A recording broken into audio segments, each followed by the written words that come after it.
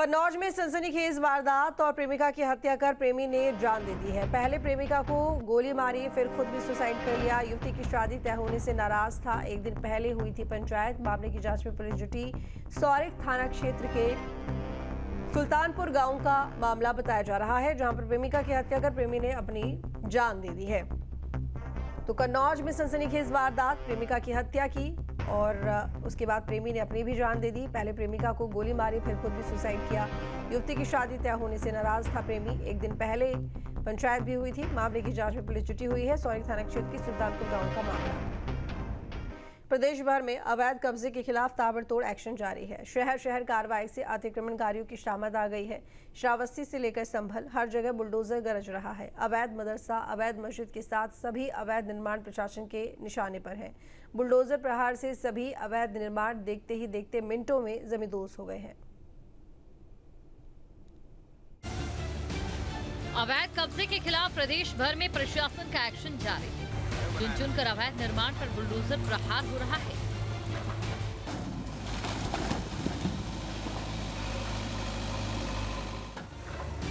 तस्वीरें हैं श्रावस्ती की, जहां तीसरे दिन भी अतिक्रमणकारियों के बीच पीले पंजे का खौफ देखने को मिला। रविवार को लगातार तीसरे दिन अतिक्रमण की जद में आने वाले मदरसे को प्रशासन की टीम ने बुलडोजर से ध्वस्त कर दिया। जिले में अब तक 27 मदरसे ध्वस्त किए जा चुके हैं, जबकि 100 से अधिक अवैध मदरसों को सील किया जा चुका है। श्रावस्ती में आज फिर अवैध मदरसों पर प्रशासन की कार्रवाई देखने को मिल रही है।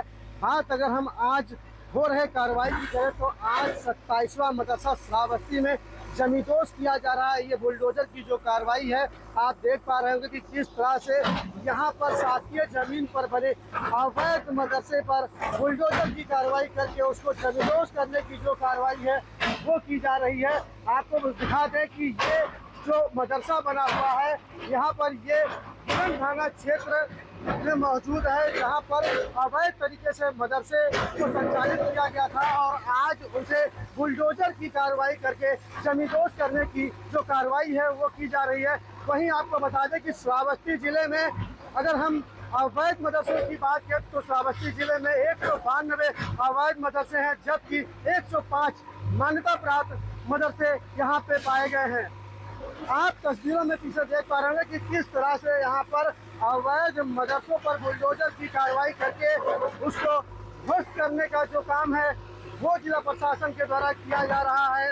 यहाँ काफ़ी सारे लोग मौजूद हैं। यहाँ पे जो प्रशासनिक अधिकारी हैं वो मौजूद हैं। यहाँ पे पुलिस फोर्स की जो तैनाती की गई है वो भी भारी संख्या में की गई है, क्योंकि ये मुस्लिम बाहुल इलाका है और यहाँ पे विवाद होने के जो संभावना है वो काफी है। तो इसलिए यहाँ पर पुलिस की जो व्यवस्था है वो भारी संख्या में की गई है। वहीं इससे पहले श्रावस्ती के साथ संभल में भी बुलडोजर गरजा था, जहाँ चंदौसी नगर पालिका में बनी रजाई मुस्तफा मस्जिद को प्रशासन द्वारा बुलडोजर की कार्यवाही कर तोड़ दिया गया। नगर पालिका चंदौसी की तरफ से लक्ष्मणगंज मोहल्ले के लोगों को 5 जून का नोटिस दिया गया और अतिक्रमण हटाने के लिए 15 दिन का समय दिया गया। वहीं 15 दिन बाद भी अतिक्रमण हटाने पर आला अधिकारियों की मौजूदगी में अवैध निर्माण, अवैध मस्जिद को जमींदोज कर दिया गया। आज उनका जो अवैध कब्जा का जो मस्जिद बनाई थी उसके द्वारा बुलडोजर चलाया गया। दरअसल बता दें पूरा मामला जनपद संभल के चंदौसी के लक्ष्मणगंज मोहल्ला का है, जहां पर 15 दिन पहले संभल के जिला अधिकारी के द्वारा जानकारी दी गई थी कि नगर पालिका के द्वारा वहां पर जो अवैध जो मस्जिद बनाई थी जो सरकारी ज़मीन पर, और करीब 34 मकान अवैध निर्माण कर लिए गए थे। उसको लेकर के नगर पालिका के द्वारा सभी के लिए नोटिस दिया गया था। नोटिस में 15 दिन का समय दिया गया था। 15 दिन का समय खत्म होने के बाद संभल के जो प्रशासन की मौजूदगी में वहां पर बुलडोजर के द्वारा जो अवैध मस्जिद बनी हुई थी वहां पर और जो कुछ मकान थे उन पर बुलडोजर के द्वारा उन पर कार्रवाई की गई है। जो उधर प्रतापगढ़ में पुलिस की बड़ी कार्रवाई सामने आई, जहां पुलिस ने गैंगस्टर एक्ट के तहत बड़ी कार्रवाई करते हुए शातिर अपराधी चंद्रशेखर सिंह की करीब 84 लाख रुपए की संपत्ति कुर्क की गई। संपत्तियों में 3 ट्रक, 1 ट्रैक्टर शामिल है, जिनका इस्तेमाल बालू ढुलाई और अवैध कामों में जारी था। पुलिस ने पहले भी 18 जून को उसकी 50 लाख की संपत्ति जब्त की थी। जिलाधिकारी प्रतापगढ़ महोदय के आदेश से क्रम में गैंग लीडर चंद्रशेखर सिंह मुकदमा अपराध संख्या 3/25 गैंगस्टर एक्ट में अपराध कर अर्जित की गई संपत्ति के कुर्क करने के आदेश दिए गए हैं। इस संबंध में आज उनकी पीएस उदयपुर द्वारा थाना संग्रामगढ़ में लगभग 34 लाख रुपए की संपत्ति कुर्क की गई है। इसके पूर्व 50 लाख की संपत्ति और कुर्क की गई है। इस तरह कुल 84 लाख की संपत्ति कुर्क की गई है। शहर प्रशासन की कार्रवाई से एक बात तो साफ है कि माफिया कब्जाधारियों की अब खैर नहीं। योगी शासन में अतिक्रमणकारियों के खिलाफ एक्शन यूं ही जारी रहेगा। News street. न्यूज स्टेट संवाददाता शुभम पांडे ने एसपी से निष्कासित हुए विधायक राकेश प्रताप सिंह से खास बातचीत की। इस दौरान उन्होंने अखिलेश यादव पर निशाना साधा। हमारे साथ मौजूद हैं समाजवादी पार्टी के बागी विधायक और अब निष्कासित विधायक राकेश प्रताप सिंह जी।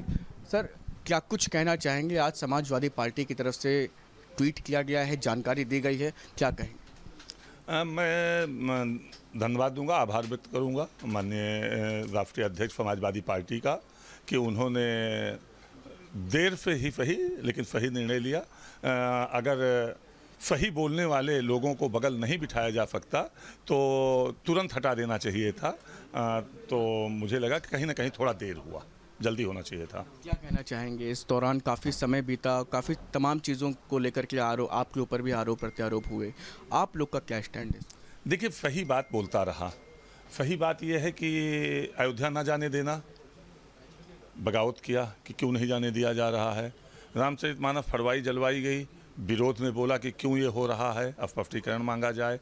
अनशन किया गया, धरना किया गया, प्रदर्शन किया गया, थाने में झगड़ा किया गया, वेदना भी नहीं व्यक्त की गई, फ़ोन भी नहीं किया गया।